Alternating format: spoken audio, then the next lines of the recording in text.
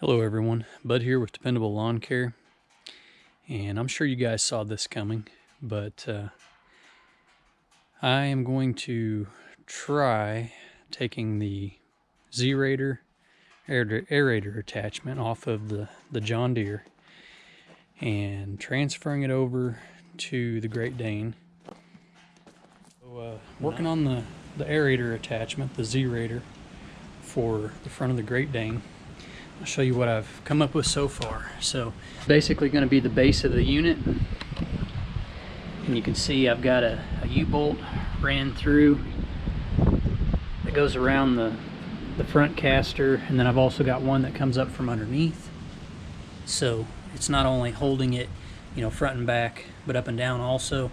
And what that will do is keep that bar from twisting, because all of the pressure of the aerator, the Zrator, is going to be against that bar, you know, trying to torque it while it's being used, just simply because of leverage. So what I'm trying to do is make the Zrator to where it's a quick detach, quick attach, quick detach, and I'm also trying to keep it out of the way of the spreader, so that I can detach it, it's completely out of the way, and then I can quickly put it back on when I need it. So here's what I come up with so far. This is the mounting bar for the Zrator that these two supports pin into. I can put a pin through those two instead of a bolt, but then I still have the drive that goes up and down. So let me show you kind of what I'm thinking here. So I'm going to weld this piece onto this bar, and then I'm going to make myself kind of like a receiver hitch right here, and then the upright piece for the piston, or it's actually an electric jack is what it is. Basically, if I can get that to stay, probably not. No, it's not going to sit there. But that's basically going to go in there like that. The piece that the jack attaches to will slide on here, and then it'll stay in place once it's on there.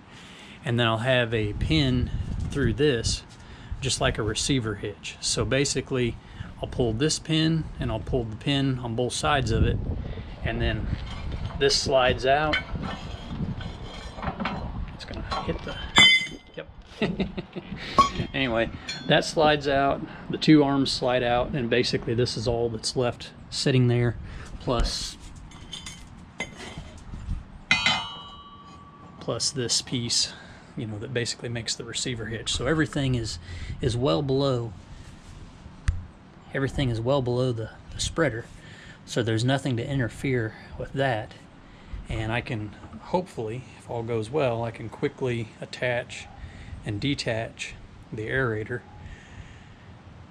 just simply so it won't be in the way when I'm using the spreader. Alright, so I've got it all in place. Everything's just tacked together right now, and it'll definitely have to be welded up before I can let the hoist down and put the actual weight on it. But it does look like everything's going to fit and work. And of course, right here, and right here, instead of a bolt, I'll have a hitch pin of some kind in there. I'm going to put a T-handle on this bolt, because when I slide that in there and put the pin in it, I want to be able to tighten this up to take out some of the slop in the hitch. So I'll put a T-bar across the top of that. Other than that, I think I just need to get everything welded up nice and solid.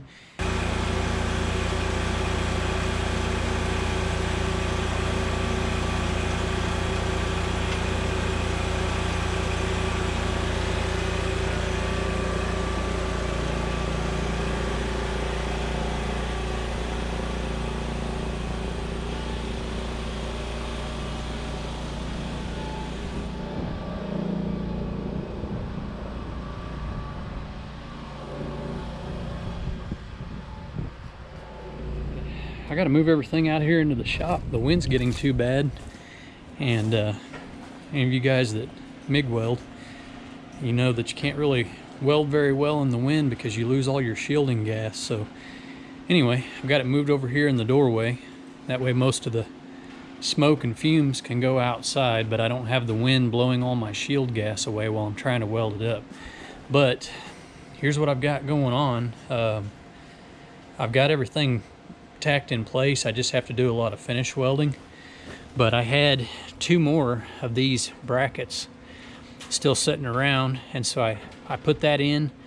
It's going to be welded here and then welded back here, and that's going to be my support running back to, you know, the frame of the machine essentially. So that'll give it some support this way, and then of course it's bolted down good, and I'm happy with that. I think this is definitely going to be solid enough. I just wanted a little bit more support coming back, so just need to get everything finished welding up. I'll have to get some hitch pins, you know, of course, to take the place of the bolts and get it all wired up, as in, you know, running my switch and running the wires to the battery and all that. But it's all finished work that I can do later. And then of course I'm going to have to unbolt it and take it all apart for the most part and paint it. You know, that part kind of sucks, but I definitely want to do that, you know, get as much corrosion resistance going on as I can before I start using this in the spring. So anyway, guys, that's where we're at on it.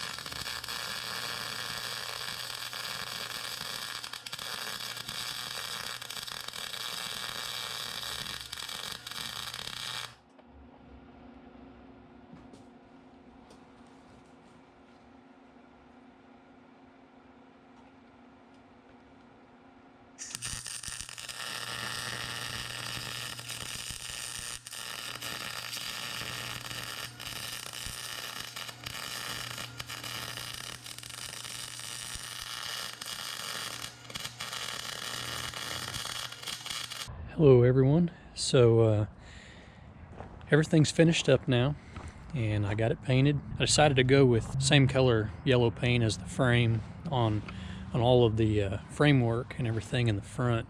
And then of course it also distinguishes between the part that attaches or detaches from the mower. So as we talked about before, you've got your 3 pins right here that you pull, and then this T-screw or T-bolt. I just welded a T-handle on that bolt. So when I've got it all put together, I can tighten that up, and it just takes out some of the slack in this receiver hitch, if you will. But it comes on and off of there pretty easy. I mean, it's not bad by yourself, you know.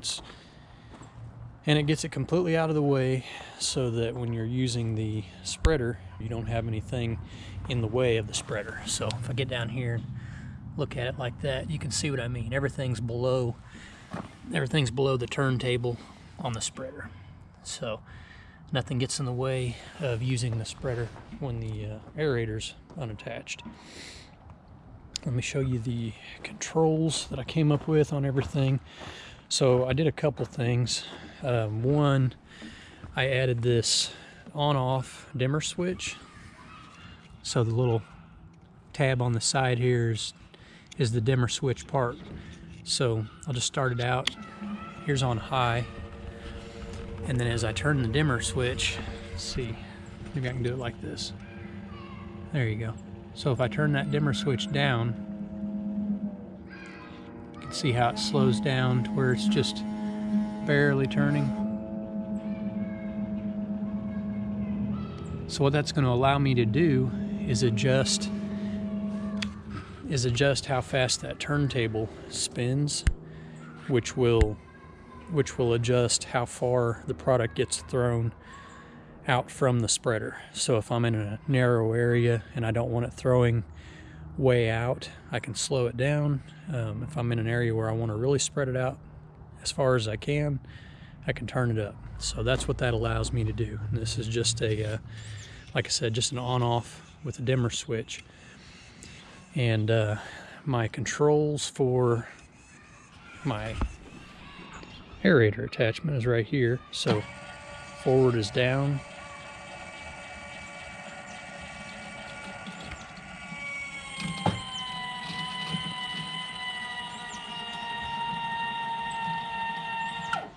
And as you can see,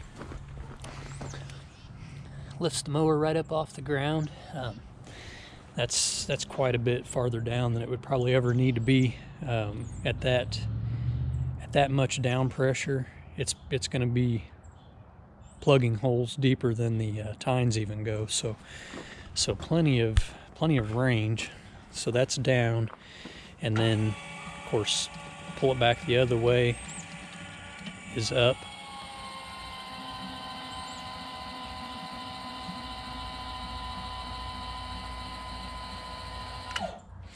And it goes up more than enough for loading and unloading out of the trailer. In fact, I've already had it in and out of the trailer, so that's where I have it at. It's just zip tied is all it is, but just zip tied to the side of that bar that I put in for backing up. And so that's how I've got all my switches ran, and went through and kind of cleaned up all my wiring.